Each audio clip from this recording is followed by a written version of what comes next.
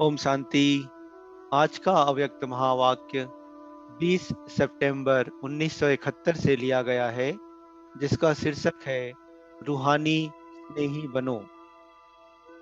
व्यक्त से अव्यक्त होने में कितना समय लगता है? आप किसको अज्ञानी से ज्ञानी कितने समय में बना सकते हो? अभी की स्टेज प्रमाण कितने समय में बना सकते हो?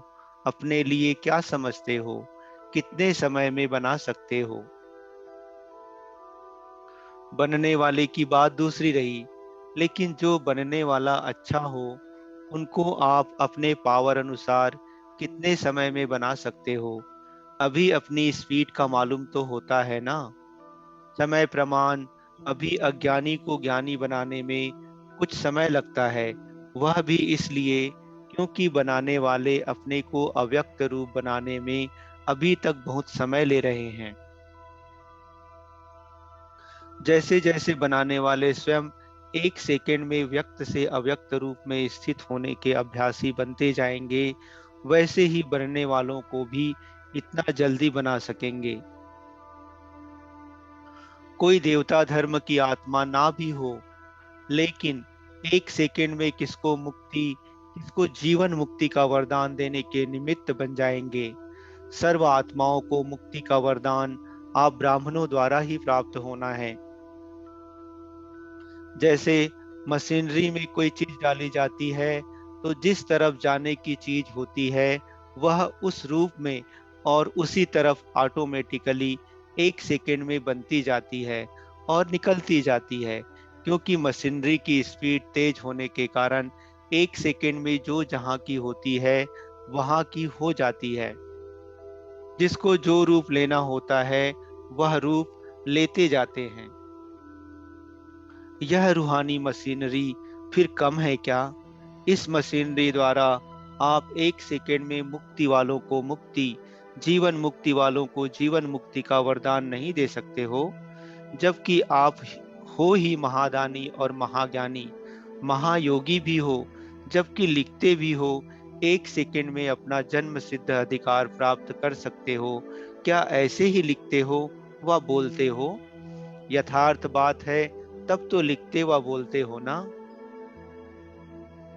तो एक सेकंड में आत्मा को मुक्ति, जीवन मुक्ति का मार्ग दिखा सकती हो, वह वरदान दे सकती हो ना। वरदान को प्राप्त करवाना, अपने को वरदान द्वारा भरपूर बनाना, वह दूसरी बात है, लेकिन आप तो वरदान दे सकती हो ना। एक सेकंड के वरदानी मूर्त हो, अपने को एक सेकंड में व्यक्त से अव्यक्त बना सकते हो। कितने समय के लिए? अल्पकाल के लिए बना सकते हो। इसी कारण ही बनने वालों को भी अल्प समय का नशा, अल्प समय की खुशी होती है। वे अल्प समय के लिए परिवर्तन में आते हैं। जैसे बनाने वाले मास्टर रचयिता, वैसे ही रचना भी ऐसे ही अब तक बन रही है। जैसे आप लोग बाप से अल्प समय के लिए रूह रूहान करते हो, मिलन का, मगन का, गुणों का, स्वरूप का अनुभव करते हो, ऐसे ही रचना भी अल्पकाल के लिए आप लोगों की महिमा करती है।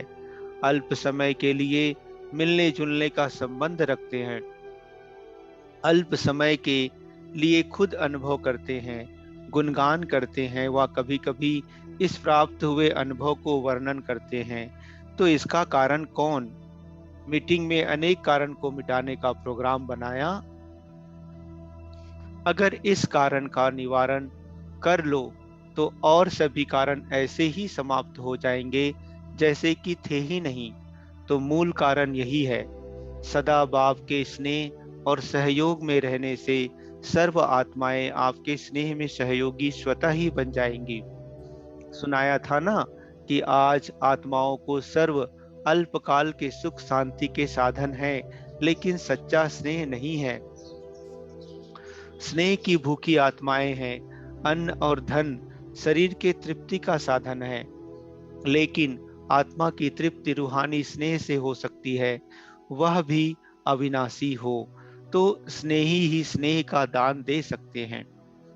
अगर स्वयं भी सदा स्नेही नहीं होंगे, तो अन्य आत्माओं को भी सदा काल का स्नेह नहीं दे सकेंगे।